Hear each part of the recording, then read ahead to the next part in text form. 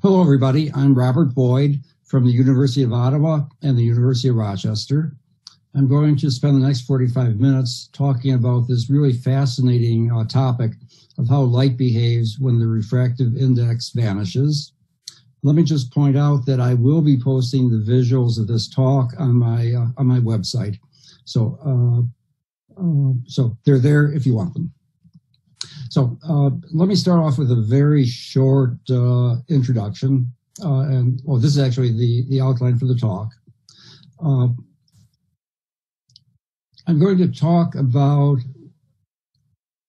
epsilon-near-zero materials. I'm going to talk about materials in which the refractive index approaches zero. These are really very similar concepts. Both names are used in the literature. I will probably use them interchangeably. So first of all, I'll talk about the physics of ENZ materials. Then, why do ENZ materials give a large nonlinear optical response? Then I'll talk about some materials for epsilon-near-zero, and finally some applications of ENZ materials. So ENZ, epsilon-near-zero. So before getting into the details, I'd like to take sort of a broad view of why we would care about the nonlinear response of ENZ metastructures. So first of all, nonlinear optics is important for a variety of reasons. We use it to build photonic devices for all optical switching, for example. Nonlinear methods are used to create quantum states of light for quantum information science. Nonlinear optics also, the understanding of nonlinear optics can give us new insights into light-matter interactions. Just as one example, it helps us to understand the formation and propagation of rogue waves.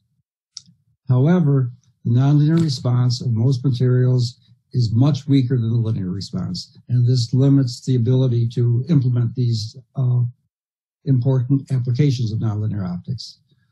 Over the years, in fact, over the decades, people have tried to enhance the nonlinear response by a variety of methods: resonance interactions in atomic vapors, plasmonic systems, electromagnetically induced transparency, and metamaterials. The approach that I'm working on myself is to use epsilon-near-zero materials and to form metamaterials out of these ENZ materials. And how this all fits together, I will explain as the talk goes on. So first of all, let's talk about the physics of near-zero index and epsilon-near-zero materials. So we all know that the wavelength of light is given by the vacuum wavelength divided by the refractive index. Therefore, when a beam of light enters a material with a near vanishing refractive index, the wavelength gets stretched. Also, we know that the phase velocity of light is given by c divided by the refractive index. So the phase velocity also approaches infinity as n goes to zero. Now, what are the implications of this?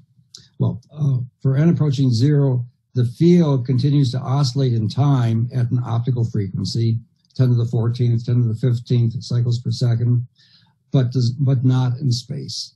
The oscillations are in phase everywhere in space. Now, the earliest paper that I know of talking about vanishing refractive index, this is a paper by Brown in 1953. The more recent level of excitement about epsilon-near-zero materials was started with this paper of Ziolkowski in 2004, and shortly thereafter by Silverina and Ngeta in 2006. And in fact, Ngeta and his students have played a dominant role in the development of epsilon-near-zero methods. So we will not go through this in detail. All I want to show here is that the optical properties of a material can be described in terms of epsilon, which I'm taking to be the relative permittivity, and in terms of mu, which I'm taking to be the relative permeability. Now, it's straightforward to show from Maxwell's equations that the refractive index is equal to the square root of epsilon times mu. So we see that n will vanish if either epsilon is zero or mu is equal to zero, or of course, if both of them are equal to 0. Now, this is a point to introduce some terminology. Epsilon near 0, I will call ENZ. Mu near 0, I will call MNZ. And epsilon and mu near 0, I will call EMNZ. Now, next, let me tell you why it's important to maintain this distinction among these various concepts. And the reason is surface reflection. And, well, there's always a reflection from the boundary between two dissimilar materials. And the problem is very severe for certain zero index materials. And let me show you why. Well, we know that the surface reflectivity can be expressed in terms of the impedance of the material to which light is entering. And the impedance is the square root of mu over epsilon. So you can see by inspection that if epsilon is equal to 0, you will have 100% reflectivity unless mu is also equal to 0. And in fact, epsilon and mu have to approach 0 at the same rate. So that's the problem. If you have an epsilon near 0, you then have to have mu near 0 unless, and if you don't, 100% of the light will be reflected. So this is one of the reasons why people are interested in developing EMNZ materials for photonic applications. Let's now explore some of the physics that takes place in epsilon near 0 materials. First of all, radiative processes are modified in ENZ materials. Let's start with the Einstein A Coefficient. It's a fundamental aspect of light-matter interaction. And of course, the A coefficient is just the inverse of the spontaneous emission lifetime. Of course, Einstein was the first person to derive the Einstein A and B coefficients. He did it for vacuum. More recent workers, such as Peter Maloney, have repeated this derivation for the case of an atom embedded in a dielectric medium. What these generalized treatments tell us is that the A coefficient of an atom in a medium will be the refractive index times the A coefficient of that atom in vacuum. So since we're interested in cases in which the refractive index is nearly vanishing, we see that we can control and in fact inhibit spontaneous emission. Now, the Einstein B coefficient. The B coefficient is defined so that the stimulated emission rate is the B coefficient times the electromagnetic field energy density. These same calculations tell us that the B coefficient in matter is equal to the B coefficient in vacuum divided by the product of the refractive index and the group index. So if under epsilon near 0 conditions, we would expect that denominator to be very small, making the optical gain very large. Now, I should point out that I've written these equations for a non-magnetic material. They can be written for the more general case, but the equations then become a little more complicated and makes it a little bit more difficult to understand what's really going on here. Now, what are the implications of this ability to modify the A and B coefficients? Well, if we can inhibit spontaneous emission, we can build thresholdless lasers. And that's just because the fundamental loss mechanism of a laser is spontaneous emission. You pump the atom to the upper level. You want it to decay by amplifying the field inside the cavity. If it decays by spontaneous emission, that is a loss mechanism. Second implication is that we would expect superradiance effects to be pronounced in ENZ materials. Why? Well, first of all, the gain is very large in these materials. And second of all, every atom inside the material sees exactly the same field. And that is just the condition that we need for superradiance to occur. Let's talk now about the geometric optics of zero index materials. So we expect Snell's law to be valid even for zero index materials. And this has a very striking implication. It's that light always leaves an ENZ material perpendicular to its surface. So here's a ray leaving an epsilon-near-zero or zero index material, it leaves perpendicular to the surface, and that comes right out of Snell's law.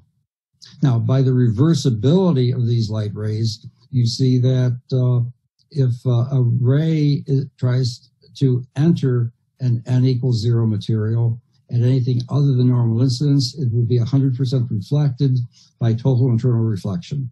Only if the light comes in normal to the surface will it be transmitted. But in that case, geometric optics fails to be able to tell us what direction the light will go, because any angle inside this material will satisfy Snell's law. So we have to turn to wave optics. This is a simulation performed by Orad Reshev, and he treats the case of a beam of light entering an epsilon-near-zero material, and these are the wave fronts of the light leaving the material. So we see that, in fact, the light leaves in all directions, as we might have expected from this simple argument here. Okay, let's turn to still some other consequences of ENZ behavior. First of all, I will call these funny lenses. If you have a plate with a plane surface here, the light that leaves will necessarily be a plane wave. Similarly, if you have an optic with a spherical surface, spherical curve on the surface, the light will always leave as a spherical wave impinging upon a focal point here. It doesn't matter how the light gets into this ENZ material, it will always leave in the manner shown here. Another implication is that it can be used to build large area, single transverse mode, surface emitting lasers. So what is the point here? Well, if you're building a surface emitting laser and you want to increase the output power, an obvious thing to do is just to make the emitting surface larger. But usually, if this dimension is larger than the vacuum wavelength, the laser will oscillate in multi-transverse modes. However, if the gain medium, if for the gain medium the real part of the refractive index vanishes, then the wavelength of light inside here is infinite. You can make L as large as you want, and the laser will still nonetheless oscillate on a single transverse mode. And here I just point out that you cannot get any Fabry-Perot interference from a zero index material, simply because the light does not acquire a phase shift in going from the entering surface to the exiting surface. Another consequence is supercoupling of waveguides. So here is a waveguide. Here is a waveguide. We want to couple all the light from this waveguide to this waveguide. Standard approach is to use micro-manipulators and very, very carefully align these two waveguides to one another. But an alternative method is to send the light into a cavity. The cavity is filled with zero index material. The cavity has a metal lining on it. The only way that light entering the cavity can leave is through this exit port here. Another consequence is that if you have a waveguide with a zero index material, has very large evanescent tails, making waveguide coupling much easier. So this is what I've shown here is the classic design of a directional coupler. If for most, in the conventional case, you have to adjust this separation very critically to get coupling from one waveguide to the other. If these are epsilon-near-zero materials, you can, in concept, make this distance as large as you want and still get coupling from this waveguide to this waveguide. And now just one more example. There's automatic phase matching of nonlinear optical processes. So recall that phase matching says that the wave vector difference has to vanish. But of course, if the refractive index is zero, then the wave vector magnitude will vanish, and then delta K vanishes no matter what direction the light is going. And here's an example. I'll tell you more about later because we've done this experiment. In a four-wave mixing process, one would usually think that two input photons going in this direction would lead to two output photons going in the same direction. But with a zero index material, you can have two photons going in the forward direction, converting into one photon in the forward direction and one photon in the backward direction. And yes, this does conserve photon momentum because, let's say, all the photons have zero momentum. So they trivially add up to zero. Okay, so that was brief, but I wanted to just outline some of the really fascinating optical processes that can occur in epsilon-near-zero materials. And I want to talk about why these materials tend to give rise to a very large nonlinear optical response. And just to motivate this a little bit, if you're building an optical switch, what you want is have a control that will control how much of the input beam is transmitted through the material. How do you do that? Well, one way or the other, you need a nonlinear optical component here. And you want the nonlinearity to be large so that you can use a relatively weak control beam here. So how do we quantify the strength of a nonlinear interaction? Well, there are two standard methods, and now I'm talking about third-order nonlinear optics. One way is to ask, how does the refractive index change in the when the material is exposed to a light of intensity I? The other way is to ask, what is the nonlinear polarization that's developed in the material? And this will be chi3 times E cubed. So N2 and chi3 are two nonlinear coefficients that each can be used, but in a different context, to quantify the strength of a nonlinear interaction. So how are they related? Well, standard result, textbook result, is that the N2 coefficient is given by this expression here. It's just proportional to the chi3 coefficient, but in the denominator here, we see the square of the refractive index. Now, if the refractive index is nearly zero, that will make this denominator nearly zero. That will make N2 very large. So think of this, that N2 determines what happens in the laboratory. Chi3 is a fundamental optical property of the material. So we can make N2 very large simply by finding materials in which the host material is a zero index material. So I hope that by now I have convinced you that epsilon-near-zero is a very fascinating concept and maybe a useful concept. So the question is then, how do you choose what type of material will give you an epsilon-near-zero response? Well, one way is just use electrical conductors, because all electrical conductors will display epsilon-near-zero behavior at the reduced plasma frequency. And how do you see this? Well, here's the Drude formula, and you can see just by inspection that the real part of epsilon will vanish for a frequency given by the plasma frequency divided by the square root of this quantity epsilon infinity. So this works fine. It's what many people use to do epsilon-near-zero, but then the ENZ wavelength is restricted to a range near the plasma frequency of the material. Plasma frequencies tend to extend from the near ultraviolet to the near infrared. If you want to work outside of that spectral region, you have to do something different. For example, you can use electrical insulators or dielectrics, and dielectrics can show ENZ behavior at their phonon resonances, and it's the optical phonon that I mean here. So this should work very, very well, but once again, phonon resonances tend to occur in the mid-infrared. So ENZ is restricted to that material region. And lastly, if none of these work, you can use a metamaterial. You can design a material that gives you epsilon-near-zero or epsilon-mu-near-zero at any wavelength of your choice. Now, there's a challenge for any of these methods, and the challenge is that we want a low loss epsilon-near-zero material. That means we want the imaginary part of epsilon to be as small as possible at the wavelength where the real part vanishes. So a material science challenge to find materials that have this property.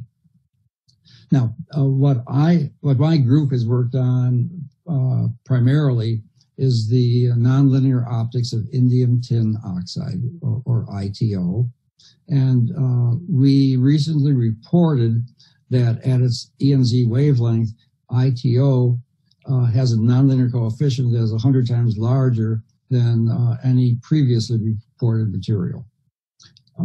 Now, Iteo is a degenerate semiconductor, by which one means it is so highly doped as to be metal-like. It has a large density of free electrons, leading to a bulk plasma frequency corresponding to a wavelength of approximately 1.24 microns. The dielectric properties of Iteo are well described by the Drude formula that we've seen already. And I would just note that Iteo is not the only material that people are interested in. The group of Shalayev and Boltaseva have been working on aluminum-doped zinc oxide. This is another transparent conducting oxide, and it also shows strong nonlinear behavior. Now, just pause, just an aside. What makes a good nonlinear optical material? I mean, in the present context, of course. First of all, we want N2 to be as large as possible, but we also want the maximum change in refractive index to be large. What do I mean? Well, if the change of index is equal to N2 times I, then delta N depends linearly on the intensity, but all materials have some damage threshold, and you can't go above the damage threshold, and that will limit the maximum refractive index that you can have. Same thing happens if you have a material with a saturating nonlinearity. Now, at indium tin oxide, the material I've been working with, at its ENZ wavelength, both N2 and delta N are extremely large. N2 is 1.1 times 10 to the minus 10 centimeters squared per watt. I guess you could take my word that that's large. And the maximum change in refractive index is as large as 0.8.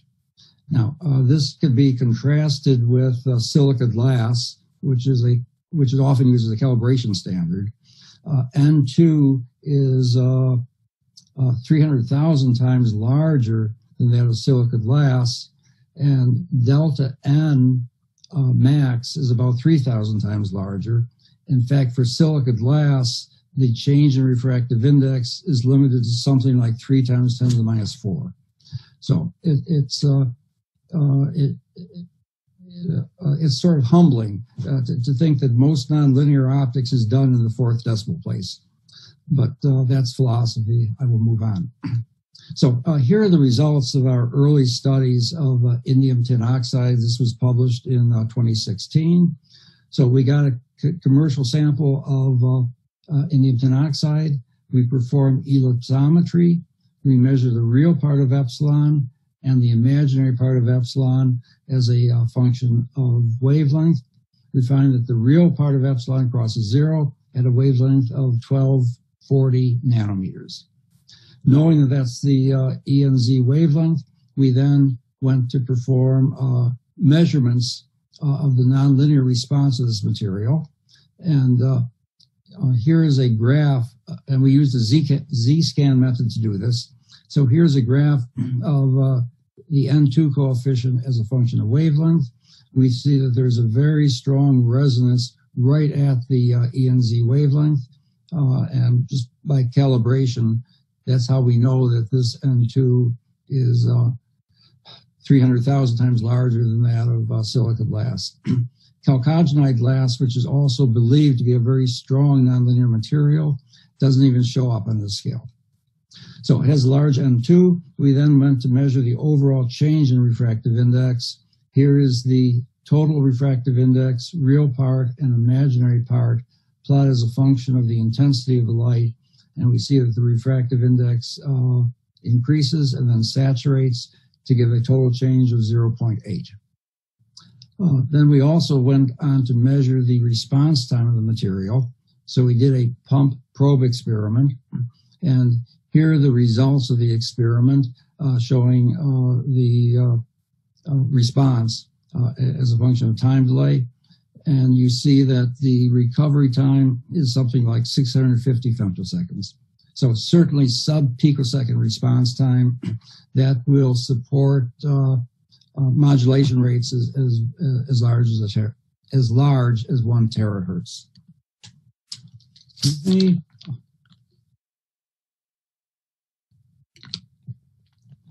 Now, for an epsilon-near-zero material, it also turns out that the nonlinear response is larger for oblique incidence on the material.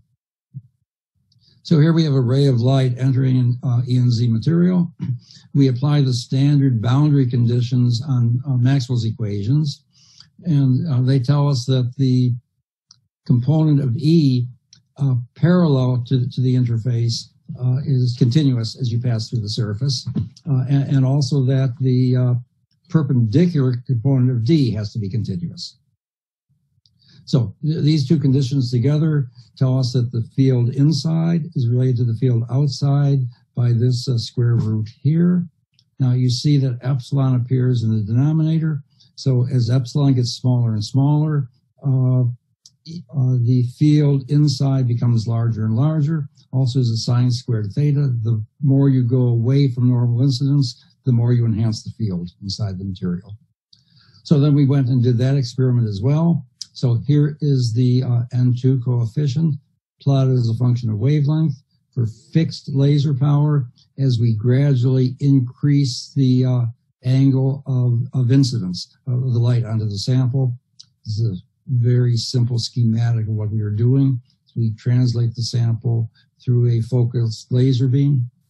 So the N2 coefficient does depend crucially upon the angle of incidence.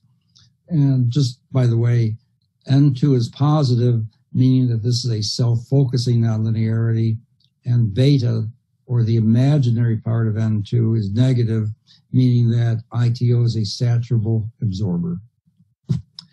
So I've been claiming to you that Iteo has one of the largest N2 values ever measured. Let's just step back a second and see why N2 has such a large value. Well, first of all, Iteo is highly nonlinear to begin with.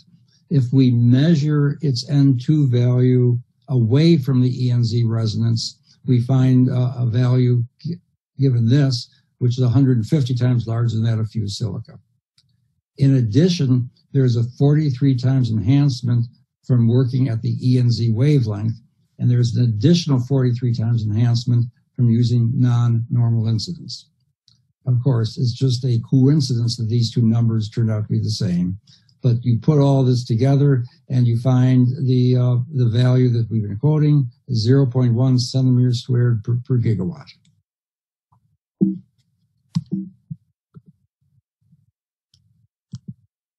Now, I've been showing you this formula here, telling you how N2 is related to chi3.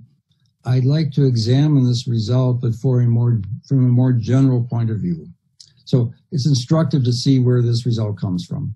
So let's assume that the dielectric permittivity can be expressed in terms of a background value and some change in permittivity, presumably due to some nonlinear interaction. Then, since the refractive index is the square root of epsilon, it's the square root of this quantity here. Let's assume, at least provisionally, that the change in epsilon is much smaller than epsilon. And then we can expand this as a power series in delta epsilon. And we get this result here. And then we express that in terms of a refractive index. And we find that the refractive index is a background value plus a change in refractive index. And this change in refractive index is the change in epsilon divided by twice the background value of the refractive index. So, answer. Under ENZ materials, the background index is very small. That means that the change in index is going to be very large. And now, let me summarize some of this discussion. So, why does epsilon-near-zero lead to large nonlinear response? Well, it's from the form of N2. It's from the simple math I just showed you.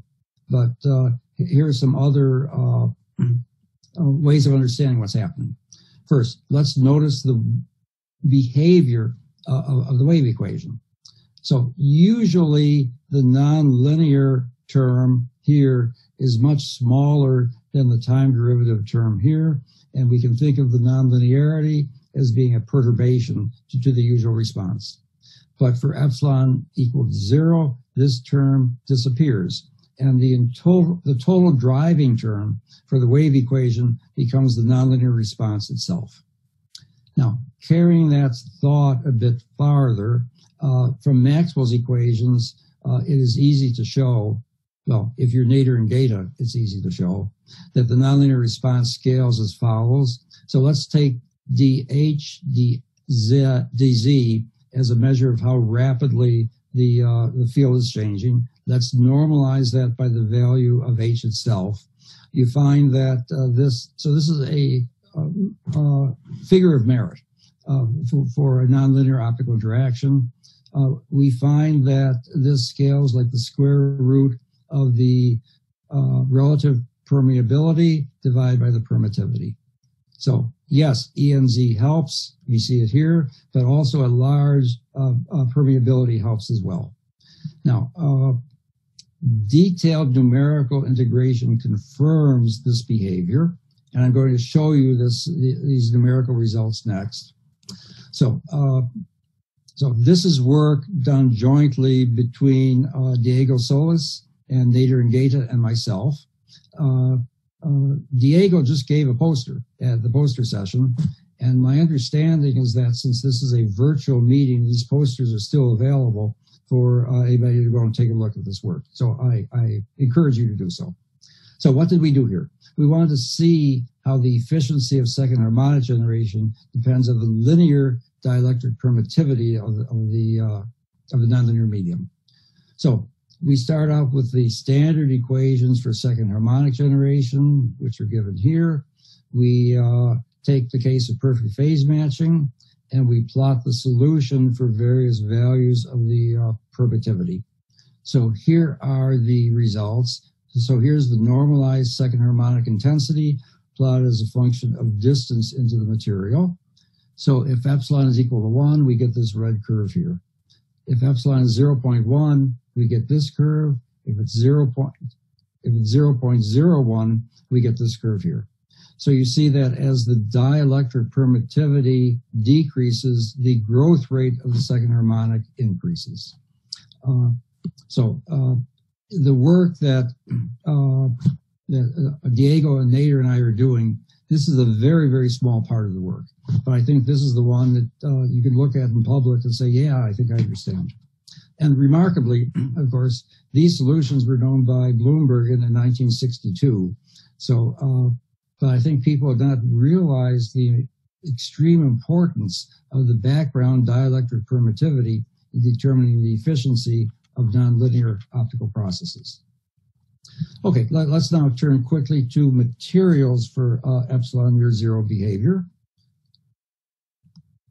And first of all, this is just a very quick survey of what's going on in the world. So there are many people who are working on homogeneous materials, such as indium tin oxide and other transparent conducting oxide, like aluminum-doped zinc oxide.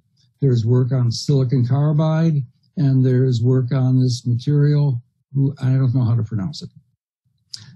So these are homogeneous materials. Another approach is metamaterials, and there's a wide variety of approaches that people have adopted to develop metamaterials that have desired nonlinear optical properties.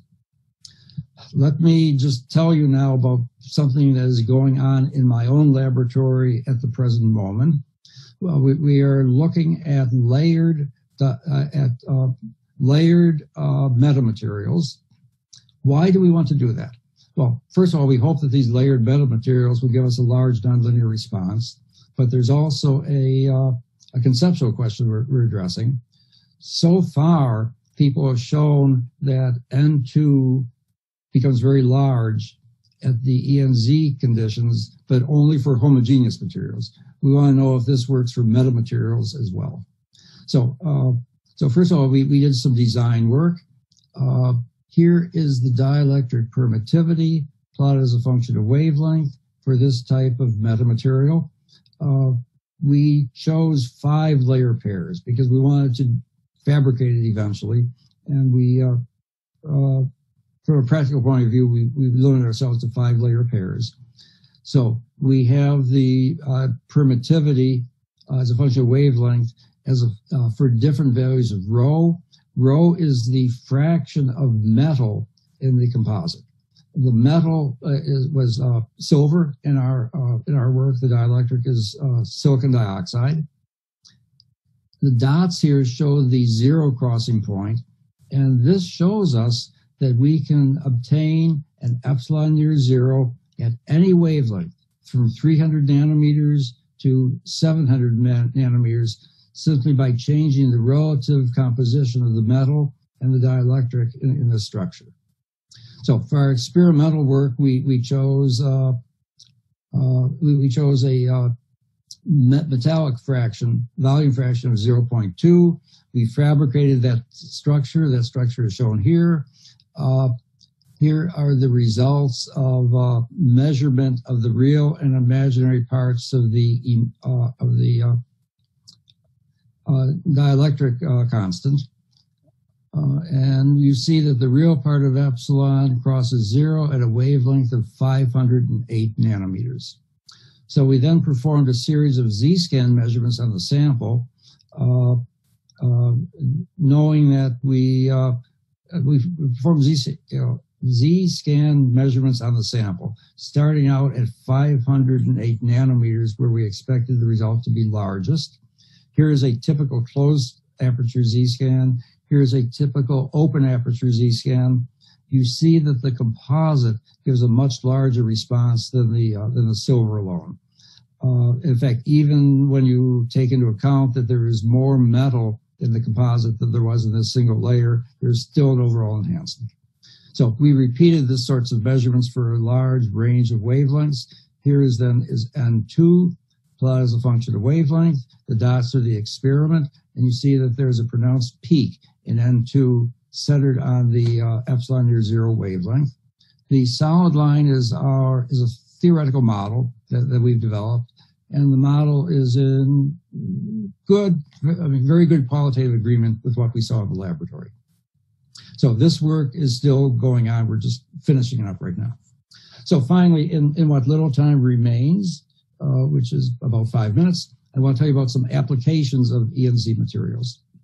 And just to put this in context, I'm part of a DARPA team to study the giant nonlinear response of ENZ metastructures. The other team members are Nader Ngata, Eric Razor, and Alan Wilner.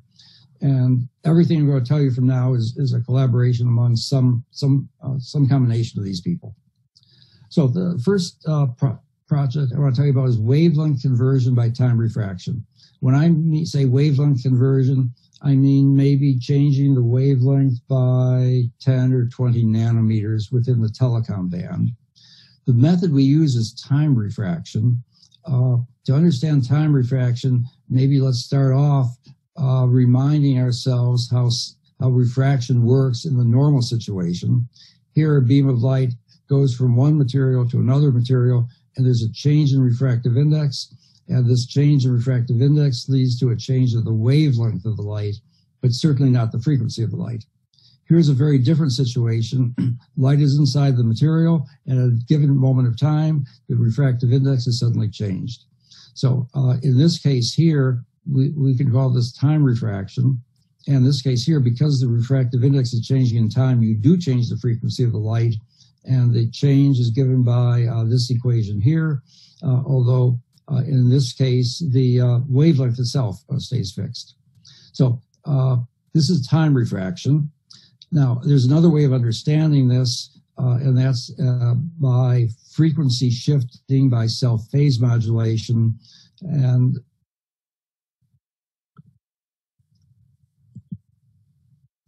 Zoom insisted on putting a bar on top of my equation. Okay, so with by self-phase modulation, we mean that the change in frequency is the time rate of change of the nonlinear phase shift, and the nonlinear phase shift is given by N2 times I times the length of the material times omega over C. So just two different ways of understanding what's going on. We did the experiment.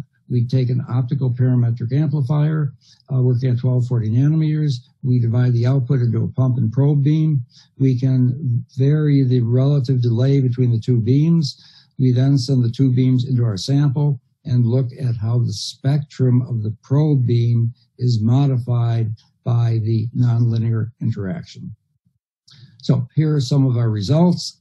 Here's experiment, here's simulation, pretty good agreement. This shows the frequency shift as a function of the time delay between the pump beam and the probe beam. So in practice, in an application, you get to control this. And by controlling this, you can control whether you get a positive or a negative frequency shift. These results are summarized here, where the frequency shift is on this axis, the intensity is on this axis. This shows the maximum blue shift you can get.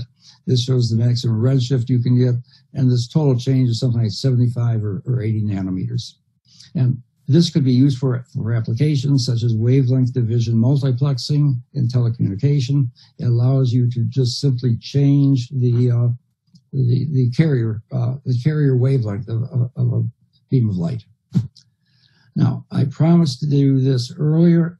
This is phase matching in a low index material. And here's what we're thinking of. A pump beam and a signal beam enters this material, and you generate the idler beam. We do this in a zero index waveguide. This waveguide was fabricated by Orad Reshef when he was a graduate student in the group of Eric Mazur, and he's now a postdoc in my group. So here's a simple representation of what the refractive index would look like as a function of wavelength for a zero index waveguide. The first experiment we did, we put the pump and the signal in this region of positive index, so that in addition, the idler frequency is also experiencing a positive index. In that case, I'll call this the normal case of four-wave mixing. The phase matching diagram looks like this, and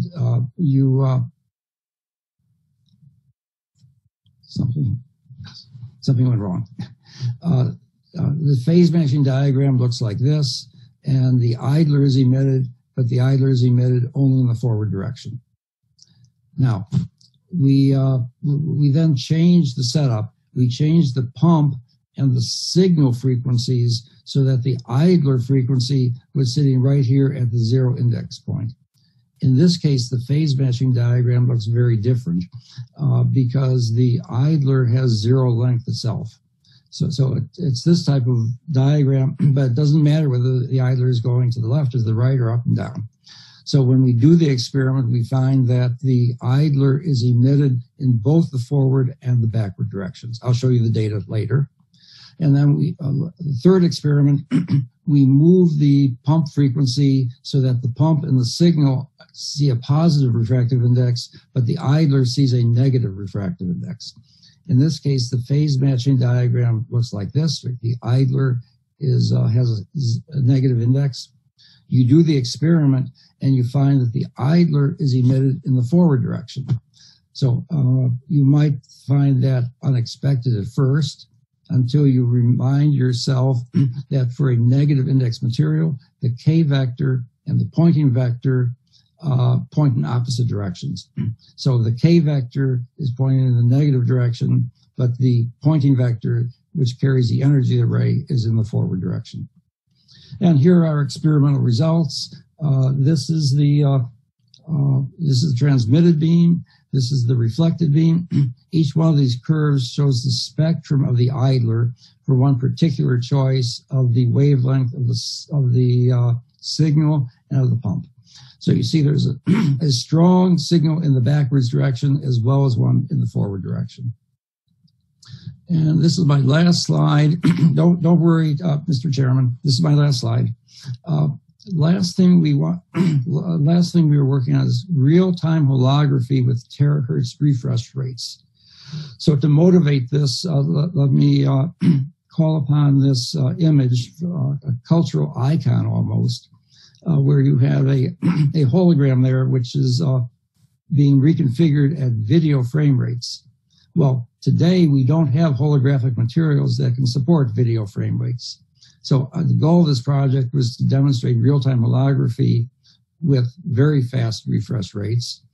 And as I mentioned before, indium tin oxide permits very fast refresh rates, terahertz rates, and this might have important applications in signal processing and image processing.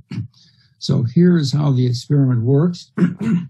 We have a reference beam, which is just a Gaussian laser beam. We have a signal beam, and we take the signal beam to just be a petal pattern from an OAM setup. These two beams interfere with one another. They form a hologram here. Then the readout beam, which is another Gaussian beam, scatters off of that hologram to create a transmitted read beam, a reconstructed signal beam, and the conjugate of the signal beam. So we see all of these down here. These were the two input beams. This hologram will last for perhaps a picosecond. During that time period, you come in with a readout beam, and that readout beam gives rise to the reconstruction of the original object and the complex conjugate of it.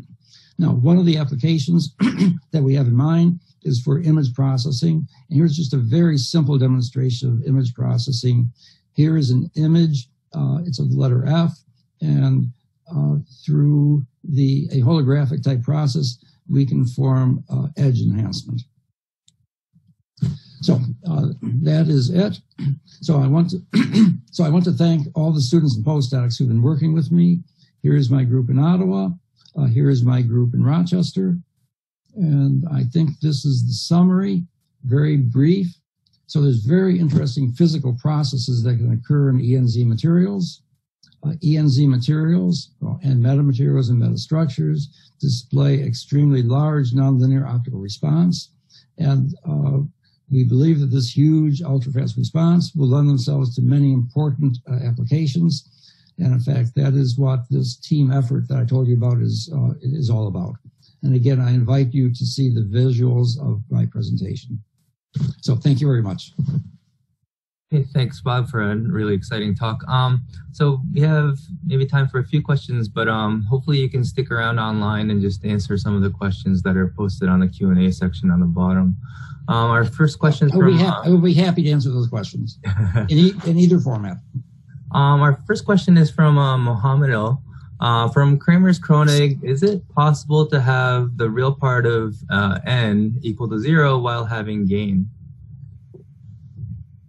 I don't know.